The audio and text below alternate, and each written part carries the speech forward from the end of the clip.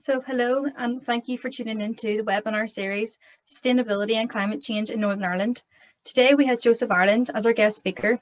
Joe was previously involved in the oil and gas industry, but has since changed paths and is currently a PhD student at Queen's University Belfast, researching renewable energies. Joe's research specifically focuses on geothermal energy and the hurdles to development in Northern Ireland. We hope you enjoy today's session, from oil rigs to geothermal digs. However, just a bit of housekeeping before we start. Please remain muted for the duration of the talk. This webinar is also being recorded and will be made available on the IGFS YouTube channel. And following Joe's presentation, there will be a Q&A session. So questions can be asked either by raising your hand or typing them into the Q&A chat box. So without further ado, I'll pass you over to Joe and I hope you all enjoy. Thanks, Shannon. I've been called quite a few things before, but yeah, it's nice to be called a guest. I'm just going to share my screen here. Where are we? Sure. All right, I hope you can all see that. My name's Joseph Ireland, Shannon said, and yeah, I used to work on the oil rigs, and now I'm at Queen's doing a PhD. So just going to sort of talk you through, start with a bit of my background and then sort of lead into my understanding of, climate change and what sustainability is. So yeah, let me just check here. Yes, so first of all, are you actually here? What I mean by that, for me sitting here right now, I suppose I feel a bit nervous, obviously, because I'm showing up, a bit anxious because I'm speaking up, and those are, things I can feel going on within me, but I choose to actually be present, be here, and despite what's going on inside me, there's sort of an intelligence that's beyond that.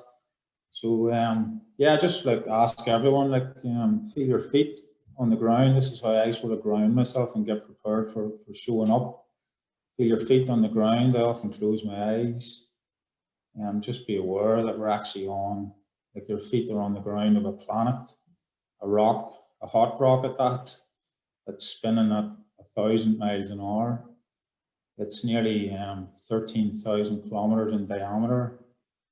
It's got roughly like 70% water and 30% land. And as a planet, this rock, we're 150 million kilometers from the sun.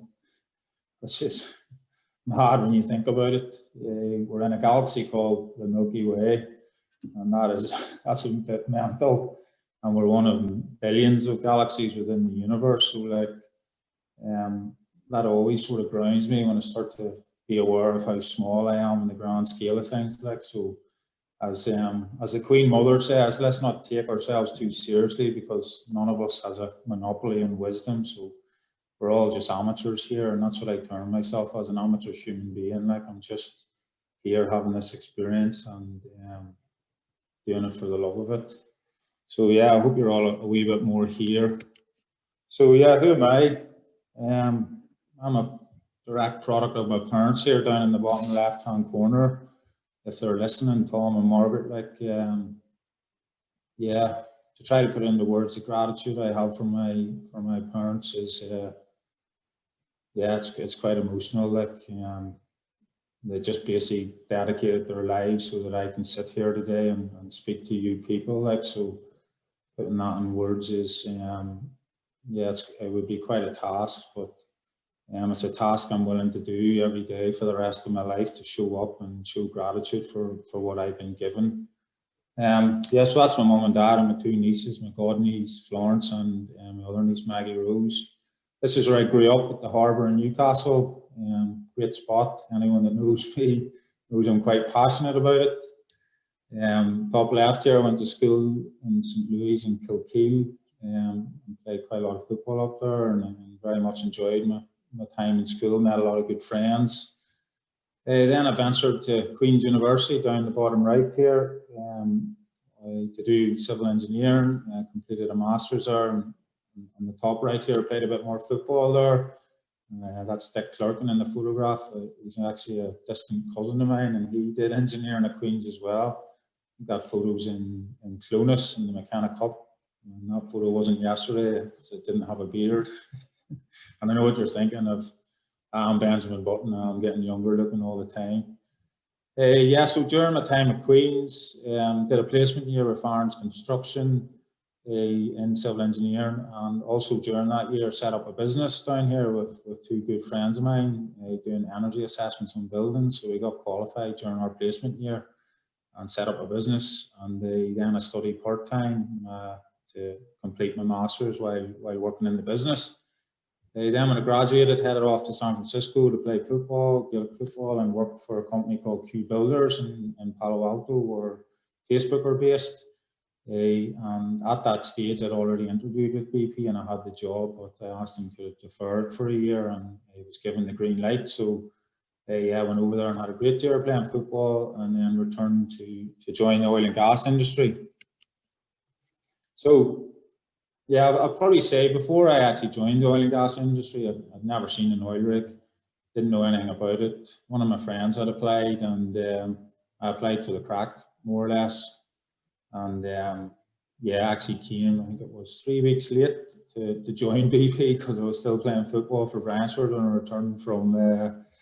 returned from San Francisco. So a dedicated GAA man doesn't want to leave his club, you know, out on a limb. So yeah, I went 3 weeks late, and they were all curious if this character Joe Ireland actually existed. So on the left here, this is BP's assets in the North Sea. I started out on the Magnus platform, which is top right up here, east of the Shetland Islands. It's our most northerly asset. So prior to going offshore, you can see this like test chamber here. It's actually a dummy helicopter. You do what's called basic offshore survival training. So it encompasses various different things, but one of them is you get inside this with your dry suit on and your life jacket, and you get strapped in, and that gets lifted up, dunked into the swimming pool, turned upside down, and you have to unclip and put in your rebreather first as it floods the water, and then unclip and then push the window out and swim out. So there's quite a lot of training goes in before you even go offshore. This is me offshore on the ENSCO 101 jackup platform, and that was in the Mungo field, so it's more central North Sea, down here towards this ETAP asset. This is a helicopter, how we got to work, normally an hour's flight. So when I was up in the northern North Sea, you would get a fixed wing, a small aircraft from Aberdeen Airport up to the Shetland Islands, and then you would be transferred from there onto a helicopter, and you would have got the helicopter to wherever you were going. And then if I was on the Mungo platform down here, you just got a straight chopper. I think it was about an hour or so as well. The longest time I was ever in a helicopter was for like about 2 hours or so. When I've got a few direct helicopters from Magnus and from the Clare Ridge over here as well in previous times, and that's a long time to be sitting in this vibrating beam cam as such. But yeah, down the bottom right here, this is a well control simulator. I was very lucky to get to go to Denmark with BP on a training course. We renew our well control every 2 years, so because we're supervisors offshore, the well is the primary objective for staying safe. So you'd have to complete, like, it's a week's course, and it's quite intense for various well control scenarios. So what you would do if and when you encounter problems in a well when you're drilling for oil and gas. Yeah, and this is me as Santa Claus on the ENSCO 101, because yeah, you have to have humour in your life. And this was one of those moments where I remember ringing my mum on Christmas morning, and I brought like 12 selection boxes offshore. I was like, I'm a supervisor on this rig, like I'm supposed to be, you know, taking things seriously. And I goes to Mum, I don't think I'm going to dress up as Santa Claus because it's not appropriate. And my mom was like, of course you will, go on ahead, son. So I dressed up as Santa Claus and rocked about the rig, and people didn't really recognise me, and was giving out selection boxes. So we all had a good laugh that day. Yep, so that was my time with BP, 5 years spent there, and a fantastic company, fantastic training, people, just a great organisation. And it was a career I thought I would never leave, like, because I'm fascinated by the offshore, fascinated by the subsurface, fascinated by this planet that we live on, and how we can like generate energy to survive. And this is another couple of images. Actually, forgot this slide was here. So this is the Magnus platform here up at the top. The weather up at North Sea compared to Central. This is Central North Sea here. The Mungo platform I was talking about. It's an unmanned platform, so there's no like accommodation within it. And it has the protection of the British Isles, but when you go north, then the British Isles are no longer there, so you're just subjected to the Atlantic Ocean. This is a supply vessel, so how we get our food, water, tools, materials. You can't put all that on a helicopter. You can just really put personnel and I think up to 25 kilograms of packages and stuff. So this is a supply vessel, which weather dependent, we can work in certain windows, so the boat would come alongside and you can take your materials off. So after I finished on Magnus, I went to the Beaufort Dolphin, which you can see here on a calm day. This is from the FRC, Fast Rescue Vessel, which always sat off the rig 24 hours a day, 365 days a year, in case anything went wrong. And this is the Beaufort Dolphin in Horn and Wolf in Belfast, getting its 5-yearly MOT done. And you can actually see here, these two friends of mine, the scale of how big. That's a small semi-sub, like, because that brig was built in the 70s or early 80s, I think. And you can see the scale of how big it is compared to a person. This is me and a couple of ex-colleagues of mine standing on top of that rig with the Horn and Wolf cranes in the background. And this one up here is on the ANSCO 101 jack-up, and you got the most perfect sunrises and sunsets when you were working offshore, because you're normally working 15, 16 hours a day, so you always caught both of them. So yeah, it was a great experience. But yeah, life came for me then, and I had a son, Charlie. He was born on the 13th of May 2017. This is him here. He was born in Trinidad and Tobago, in Port of Spain, the capital city over there. And unfortunately, I was over there for his birth, but things didn't work out, unfortunately, in the relationship. And I returned to the North Sea then after his birth. And yeah, it was a challenging time. But yeah, I was back in the North Sea for a few weeks, and I was actually due to move to a new rig, BP's sort of biggest project of this decade, west of the Shetland Islands, the Clare Ridge. A great opportunity, like top of the range, brand new rig, and all new wells we were going to be drilling. And I was actually in line to become a supervisor on that rig, so a well site leader, BP call it, who's like sort of the person in control of all the operations with the most responsibility. And I was waiting on a helicopter actually, I think I was waiting on weather or something for 4 or 5 days in the office. And yes, things started to change within inside me, like not like as in, didn't hear voices in my head or anything, but just like what I was talking about at the beginning there, the sense of grounding and connection to reality, to what's really going on here, and just got this sense of Mother Earth and the planet that that I needed to stop what I was doing and start to take care of the planet, of its people. Like, and it's probably all triggered by having a child and this sense of responsibility towards my son, towards his future. And yeah, I tried to fight it obviously because it was my career, my job, and I've been doing it for over 5 years at that stage. And yeah, so I hit the drink in the hotel, I think, for about 3 days, 3 nights in a row, and was coming into work later and later every day. And then on the last night, you know, we're getting into bed about 11:30 and flicking the TV on, and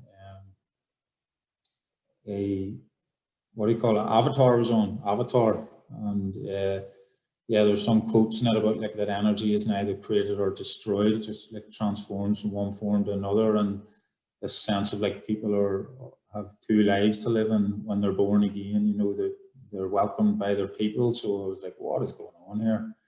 And then the next morning I woke up and the song Captain Planet came into my head in the shower, like Captain Planet, he's a hero.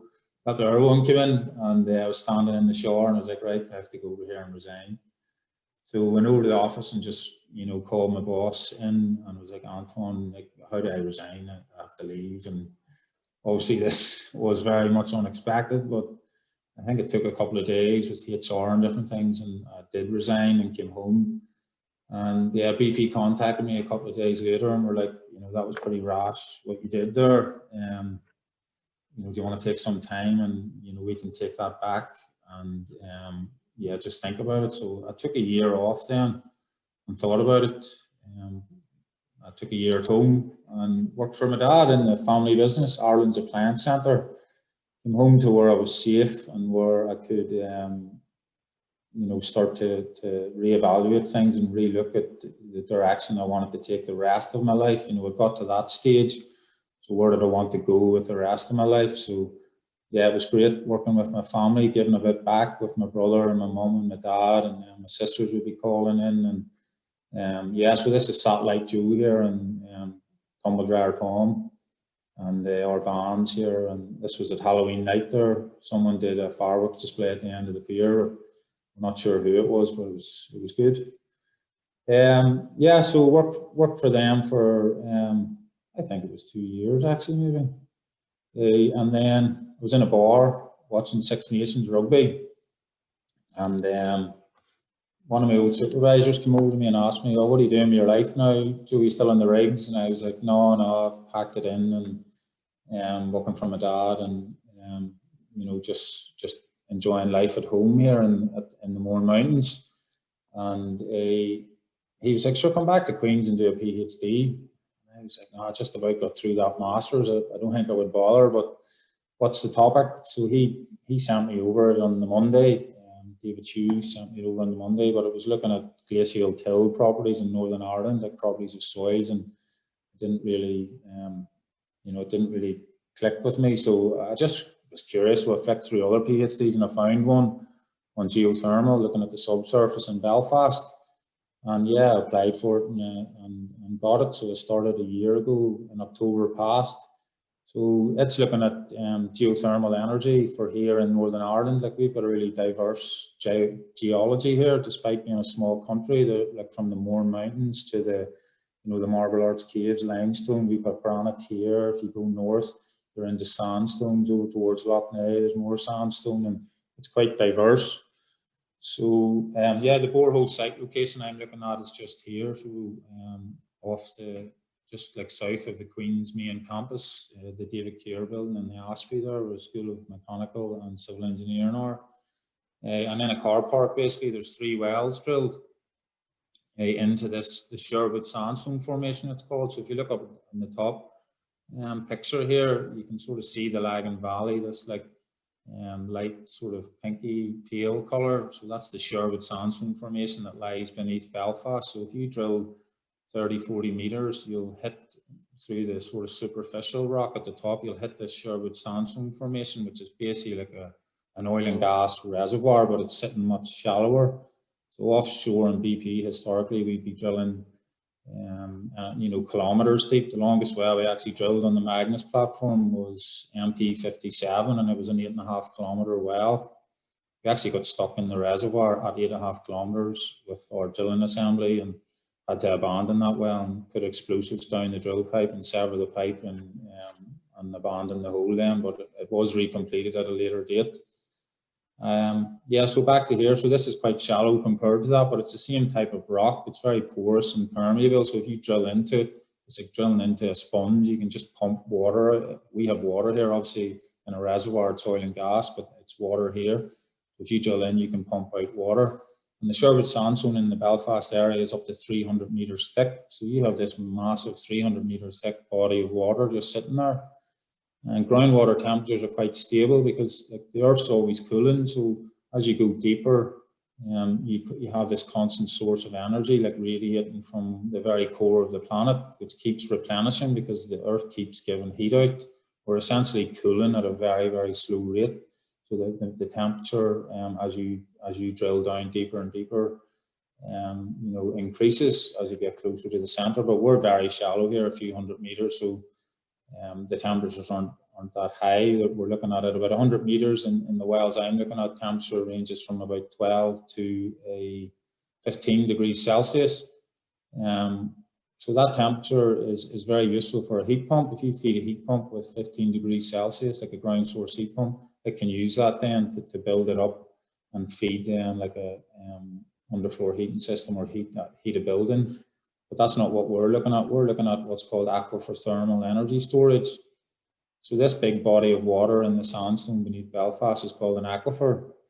And basically you can store waste heat in an aquifer in the form of water. So this thermal injections test picture I drew here, you can see from borehole 1 here, like the well is 100 meters deep into the sherbet sandstone. So we're going to put a pump at about 90 meters and pump water out and heat it at surface. We're going to vary the temperature that we heat it to, but then we're going to re-inject it down well bore 2. So the warm water will essentially like plume out within this other well bore and start to spread out within the sandstone. And what we're going to do then is re-extract that water after a period of time and see what the efficiency is of our ability to store waste heat in a rock for a period of time and then reuse it. Because lots of industrial processes produce waste heat. Wastewater treatment works would be a good example. There's massive amounts of heat required, and that just gets lost to the atmosphere. And one of the really interesting things that has come across my desk just in the past few days is hydrogen generation, which we're looking at in Northern Ireland here. And in the process of generating hydrogen, you generate about 30% of heat and 70% hydrogen. So if we were to start to generate hydrogen in Northern Ireland in Belfast, we could actually store that waste heat in the sherbet sandstone, and then whenever necessary we could use it, or the sherbet sandstone could become like a buffer vessel for like a district heating scheme. So we could be feeding Belfast with warm water, or it could be used for like an industrial process that needs heat as well, or even growing. I was thinking like you could have growing exotic fruits and stuff in Belfast, where like we could have greenhouses that are fed by this waste heat. So we're looking at that, and then I'm hoping to take this small scale sort of aquifer thermal energy store project and use it in a large scale project in Belfast somewhere. And this technology isn't like brand new. It's been used in multiple countries across the globe. Holland being one of them. And I partnered up with a company over there as part of my project. And yeah, but we just need to change some attitudes here in Northern Ireland to how we generate our energy and to the just transition as such, and to the opportunity we have now to build back better post the year of the COVID and all the suffering that our society and our globe has went under in the past year. So yeah, that's a bit about my project and where I'm at the moment. Oh yeah, this is a conference then that's running next Friday that I've organised with in partnership with GSNI, a guy called Rob Rain in GSNI. Myself and Rob have been working on this for a couple of months with the whole idea of building back better. As John Barry from Queen says, what is that quote? Something about that the future wasn't that great anyway, so thank God the future's been cancelled because it wasn't that great anyway, so let's build back better. And yeah, it rings a real good tone with me, because essentially from my background, personality wise, individually wise, as an individual, I'm trying to build back better. Not that I was a bad person before, but I've just become aware of things that I was doing that necessarily I don't want to be doing now, as in drilling for oil and gas. And yeah, I want to build back better myself. So this is a great opportunity to sort of communicate that via a Geothermal for Northern Ireland conference. So this is the first in a series of them. There's over 220 people attending it at the moment. So if anyone is interested in that, they can sort of drop me a note after, and I can send you the Eventbrite link. We've got some great speakers, including Professor Ian Stewart, Professor John Barry, people from GSNI, people from the Department of Economy, and people from GSI in the south, guys from Holland, a good ex-BP colleague of mine, Eustace, who has also transferred to geothermal and is working on projects in Turkey, and a really interesting project in Chile where they're looking to drill into the side of a volcano to take instant steam from the volcano to feed a turbine to generate like essentially low carbon electricity. Well, no carbon electricity as such, just the carbon that's needed to make the materials and get the site up and running.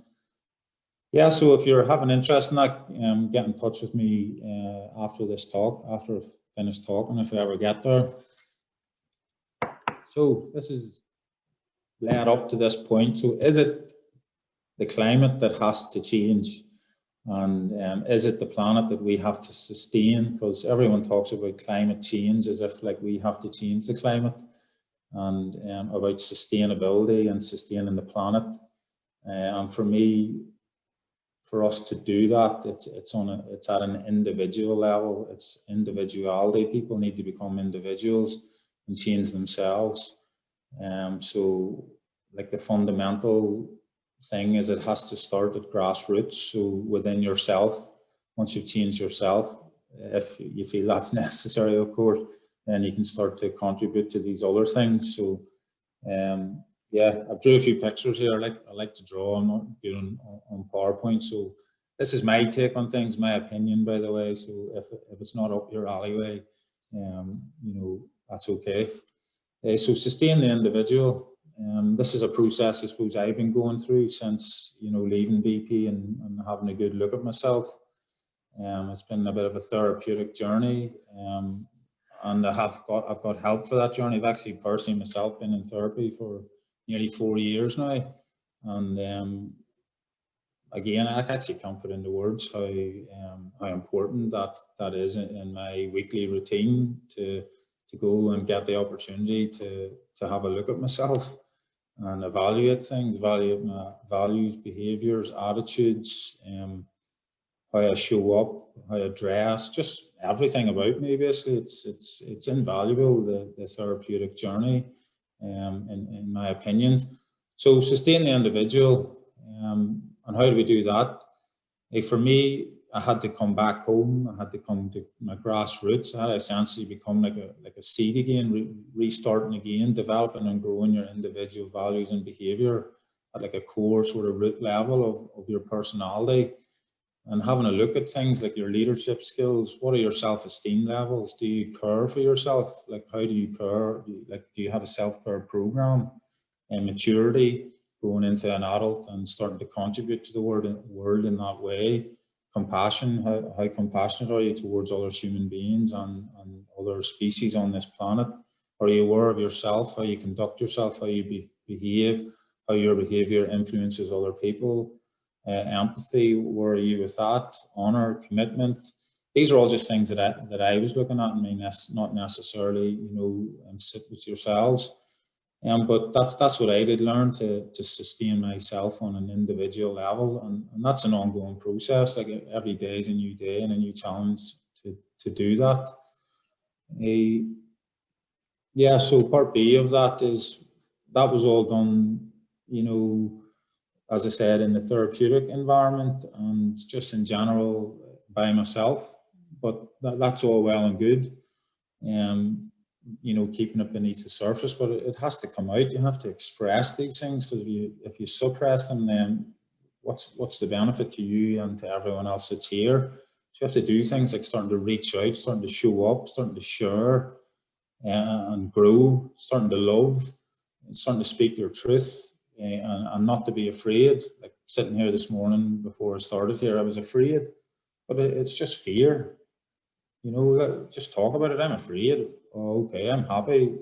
Okay, between the two of them, there's no difference. They're just emotions. And as the Queen says, let's not take them too seriously.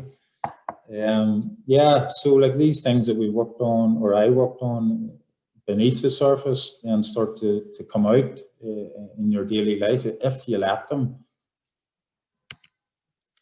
And this is the sort of level I suppose I'm at now, where I'm trying to sustain within my family and within my community, to start to share your skills and knowledge, give guidance to people, teach, collaborate, work together, compromise, support, and provide, and again, love. Because like once you sort of start to go down the path and you start to want to express yourself, you can't help but, you know, lean on other people, and we're all here together, and it's just this whole big collaborative network of people that are, I feel like post-COVID, that we're going to start to knit together a lot better and understand each other and understand the world. And like our communities and our families are going to benefit, you know, significantly from that. So going beyond that, like what's my ambitions then for the next level of this? And that's like to sustain the planet and its environment. I apologize for this artwork, by the way, but it's trying to demonstrate a bit of diversity here of people and animals and ecology and everything that goes on in the earth. So once you've sustained yourself and then within your community and within your family, then you can look further afield then and start to interact on a bigger scale and respect other people and actually thrive then. As a species, we can thrive. We can mix with each other, we can learn from each other, we can support and develop. Yeah, and the option, or where does that actually go to? Like what limits does that have? You know, for the first time in history, like I think we've reached the point where we're like, we know what we're doing. We know what we're doing. Like we really, really fundamentally know what we're doing, and we know it doesn't work anymore. You know, and that's across the board on multiple levels. Like COVID has shown us that how we were living and treating animals and treating the planet. The planet's had enough. Climate change has shown us that as well. The planet's had enough. How we're living has to stop. Like we have to reevaluate things and come together. That's a gift. We know now. Like we fundamentally know what we're doing, so we now have a choice to do something different and to reshape the future in the small period of time that we have here. Yeah, so this is me, by the way. I wasn't going to share this because I was afraid, but again, here we go. So this is, I drew this, when was this? Oh, in July, of like how I would like to show up in the world as a warrior, as like as our generations of people were here in the past and around the world when we lived in tribes and you had warriors and stuff like that. So yeah, and I want to be able to show up like this where things have to mean something to me. I want to be responsible. I want to embrace fear and have a hunger for justice and authenticity. I want to make sacrifices. I want to be humble and friendly and mature. I want to also have a soft side, and I have a dark side as well, but I want to embrace both of those and not be afraid to show either in certain situations where I feel it's necessary. And yeah, this tattoo that's on the middle of my chest, I actually got that drawn must be about 6 weeks ago now, and it was the most painful experience of my life, but it was part of my initiation, I feel, into showing up as a man in this world. And this, John Barry shared this in his talk, actually, the change curve. So it's not like a straight linear curve where you just progress, and we're not, like this transition that the planet's going through at the moment isn't going to be like that. I think a lot of us were in shock at the start of the year about, you know, what had actually happened with COVID, and in shock around maybe in the past decade about climate change, because it was a thing, it wasn't a thing, it wasn't really at the forefront of everyone's lips. Some people are still in denial about climate change, but I don't think there's very few of us in denial about the COVID epidemic. And then we'll go through a period of anger and blame and self-blame, self-hatred, and I've been through all of these before on a personal level. But we as a planet are going to go through these now as we start to change and diversify how we do things across the board, across every discipline, from engineering to finance to hospitality. Everything is going to change, and that will lead to more depression and confusion, because change is difficult to embrace at times, because we're so used to the norm, and we all just want to stay in comfort, which is understandable, but it's just no longer sustainable. And I think we are all very much aware of that, and we will follow this curve, and then we'll start to accept it, and then we will start to problem solve and come together, and embrace it, it's a golden opportunity. Like, I think as a species, like, it's like Willy Wonka has just dished out one of those golden chocolate bars to us, and we're all going to head off to the chocolate factory in the coming decades, you know, if we really embrace this. So an example of someone that has done that, back to BP, this is Bernard Looney here. He took up the CEO post at BP this year. He's actually from a dairy farm in County Kerry. And like myself, he joined BP as a drilling engineer. So he had all those experiences that I spoke about that I had. But yeah, he accelerated up through the ranks. And he took the CEO job I think it was in March time.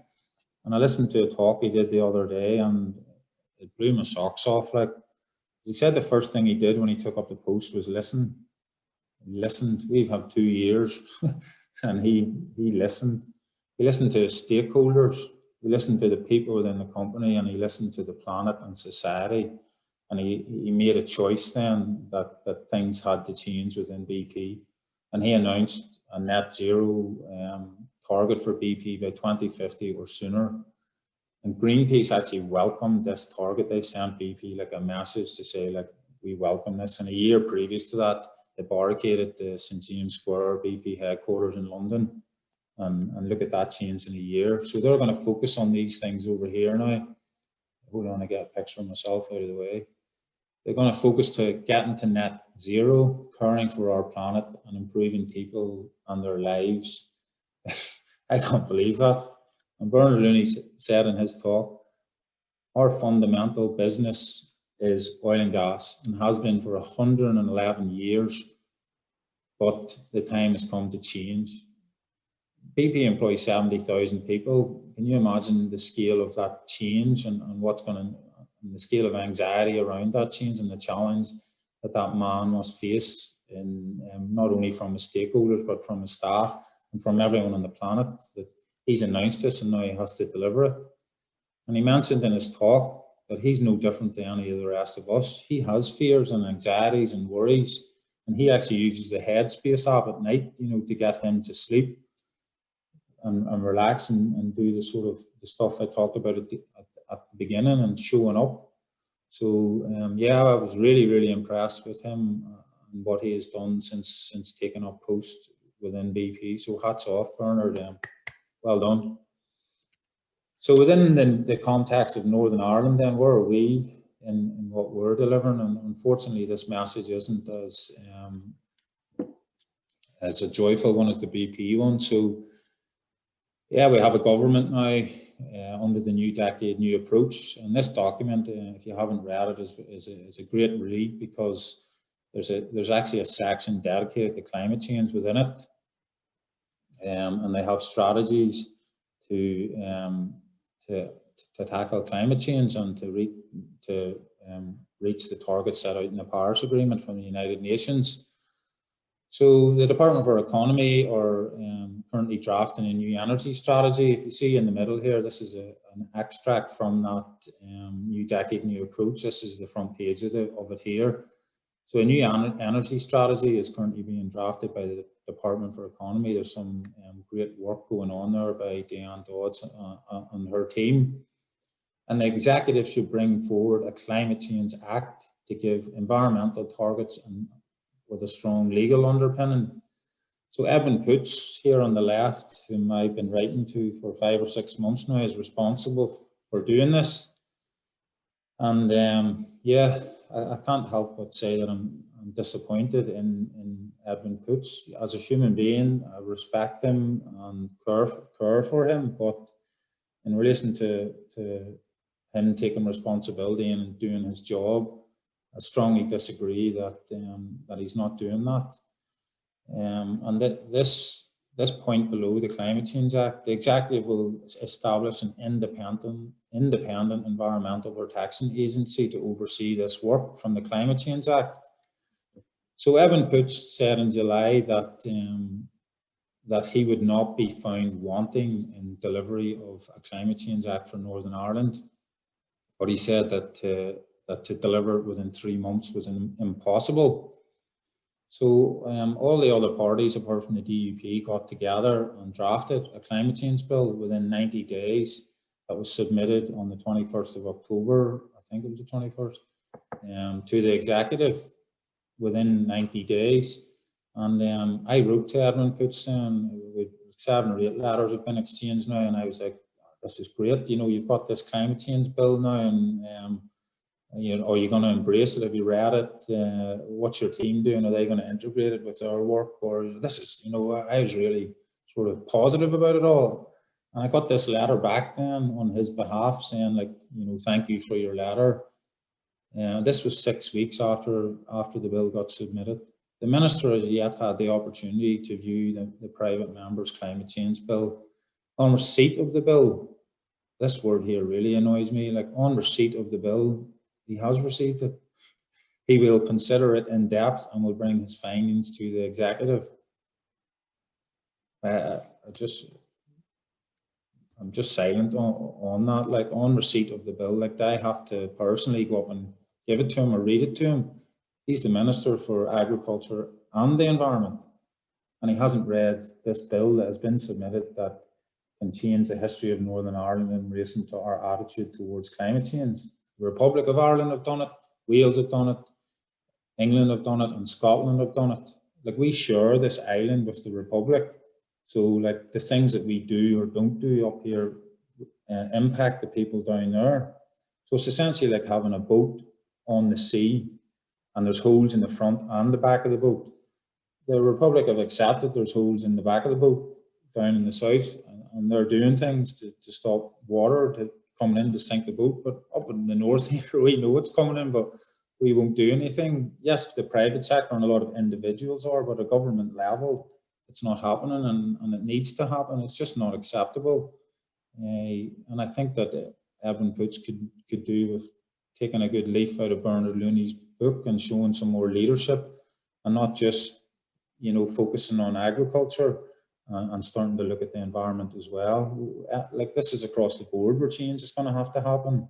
And I know like in Northern Ireland, you know, we have a strong agriculture industry, and that's great. But we're just going to have to make some compromises and start to plan our future, because it's inevitable that this needs to happen. And we're actually being shown up now as a society. Like I think it's embarrassing as an individual from here that we're so far behind. So that's I think that's enough ranting on that topic. So what would my message be to people?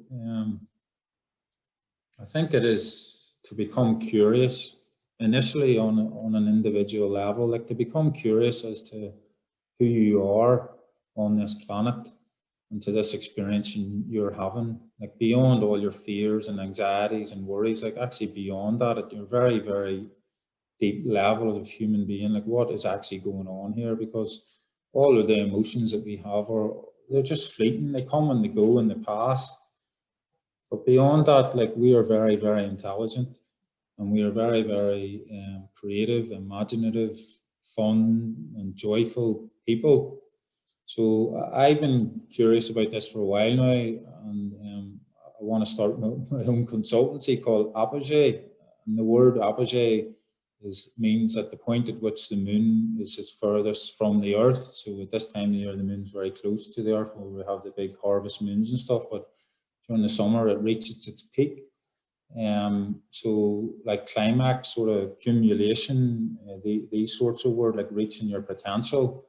So yeah, Apogee Consulting and Drilling, I've been getting these logos and stuff like that drawn at the moment. By Alan Green from Alan Green Creative. Her work's fantastic, by the way, so I'll put a wee plug in there.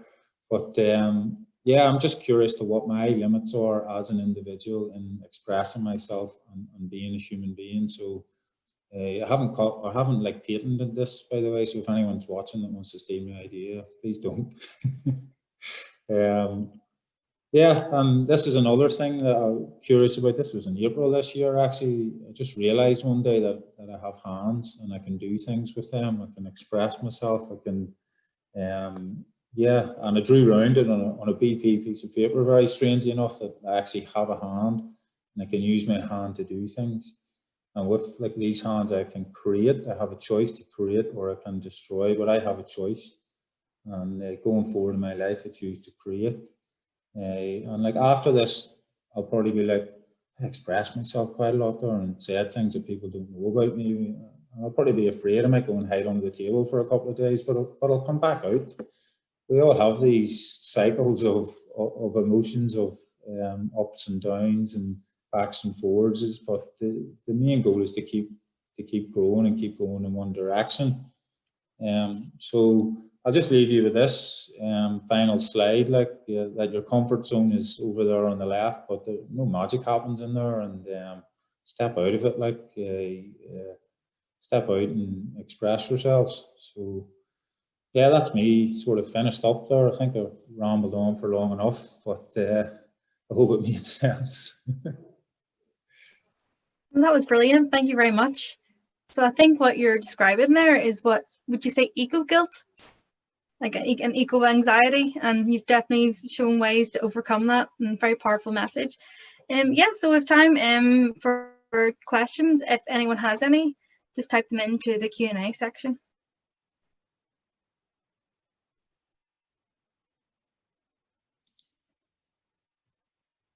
I'll maybe start us off with a question, Joe, if you don't mind. I just want to get your opinion on individual changes versus system change. We obviously all have a role to play as individuals, but to what extent can that really make a difference for the big picture? And how do we kind of push for more system change? What can we do as individuals to create a kind of a bigger scale of change? Yeah. Well, the only reason that you would want to change the system or change things beyond yourself is because you have changed yourself. So once, like as I sort of talked about there, once you change yourself, then you have to have the courage to speak that and to express that on a systematic level. Because if you don't, you sort of just, like you're sitting on a pot of gold and you know it's there, but you don't share that with everyone else. And when you actually do start to share it, it's addictive. Like you just want to start sharing more and more, like, and go and tell people, do you know what's actually really going on here? Like we can do something here. And the more and more that you express that, the more and more other people express it. And then things like creativity and ingenuity and like inventiveness and all that growth just start to come to the floor very naturally. So it's fundamental for you to do it as an individual, but after that, I think it's inevitable that as you evolve, that you will just want to express it on a systematic level and sort of spread your message as such. Yeah. I think we might have a question in the Q&A box now, Joe. Oh, yes, okay. I really liked your hand. Yes, we can create or destroy, so we have to. I don't think that's a question. There's one from Elisa there as well, a question. So this is actually a good one from Elise. Is it worth trying to get a large amount of people to contact Evan Puts and try to? So this was something I was talking to my supervisor, John Barry, this morning about. And I've come to the point now, having communicated like with him for 6 months now, that just writing letters and that isn't going to work anymore. This requires action on a bigger scale, and I would like to like sort of get a group of people together, postgraduates and students, and like have some sort of a protest, whether it be via, obviously it'd probably have to be via Zoom, but just where everyone comes on and gets like 30 seconds to express, how they feel about Northern Ireland's attitude towards climate change, and to get as many people as we possibly can on that Zoom call and just let them have their say and then share that. And I think it should not only include Northern Ireland, because we're on an island here, it should include people from the south as well, because what we do up here directly impacts them as well. So yeah, Lisa, I would be very much on board for getting a group of people together, not with like sticks and stones or flamethrowers or anything, but yeah, a silent Zoom protest where we get to have our say is my next sort of yes, my next protocol to sort of get that going. I have a question as well. So you've touched on this slightly with the attitude of the executive, but what about the barriers to geothermal energy in Northern Ireland? Do you think this is something that we could rely upon to power Northern Ireland and become net zero? Or is it just there's too many hurdles to this development at the moment? No, definitely not. Like our approach to the just transition and the energy transition is it's going to be a matrix of different inputs, and geothermal can definitely be one of those. Just to go back to the BP example, like they are an international oil company, but Bernard Looney has taken them to what he's calling an integrated energy company now. It's not all going to be reliant as we were. Like we were heavily reliant on coal, and now we went straight to heavily reliant on oil and gas. So just like single sources. So there's going to be multiple sources that contribute to this, and geothermal can definitely play its role within that. And that's why we're doing this conference. Like the first conference, it's in a series where the first one is like sort of aimed at getting at quantifying the resource. What are the resources we have here, and what ways can we use geothermal energy? And then next year we want to move into what would actually have to happen on a financial level and on a regulatory level, like for us to do this. What incentives would the government have to give us, and what how else could we raise the finances to do that? And then what regulations would we need in place to allow us to do that? So that's where we want to take the conference to, and hopefully that can feed directly into the energy strategy that the Department of Economy are working on to take us to net zero by 2050. Definitely, that's very positive. Yeah, because at the moment, would it be fair to say that everyone in Northern Ireland couldn't access renewable energies at the moment? But maybe in the future that there's something that we can do, get the executive on board and do what you do. Yeah, keep doing what you're doing. No, there's no reason why we can't have. Well, the grid will essentially, electrification could be, the future, and there are ways of generating that from renewables. And then there's also a lot of talk around hydrogen at the moment as well. And the gas grid is actually getting rolled out across Northern Ireland at the moment anyway. So there's no reason in the future why hydrogen couldn't play its role as we sort of transfer from natural gas possibly towards hydrogen fueled boilers and things like that on an individual, like in individual houses. So there's lots of exciting stuff going on, and it's definitely like very positive, but we just need to get certain people to come on board with us. Yeah, well, hopefully that protest and Zoom, I'll definitely sign up. I'm sure Tanisha will as well. I might get recruit you because I'll not be able to do it on my own. So if looking to join, that would be great, sort of thing. No problem. Well, if there's no more questions, thank you very much, and thank you for taking the time today to talk to us. I think that was very, very beneficial and powerful. Yeah, thank you very much, and good luck with everything that you're doing. Oh, there might be a question, sorry. Yeah, there's a question here. How many geothermal power plants are in operation around the globe, and how much energy how much can one typically create? Oh, that's a very technical question, but I assume by power it means electricity. I'm not sure of like what the megawatts are of these types of schemes, but across Europe, even as close as France, are generating power from, well, no, actually the United Downs project in Cornwall would be the closest one to here, where they have drilled into the granites over there, and they're using, because granite's radioactive and it has a higher temperature gradient than other rocks, it's quite attractive for geothermal. So the nearest geothermal plant to us would be there. And then as you go into mainland Europe, I think Italy is one of the oldest ones within Europe.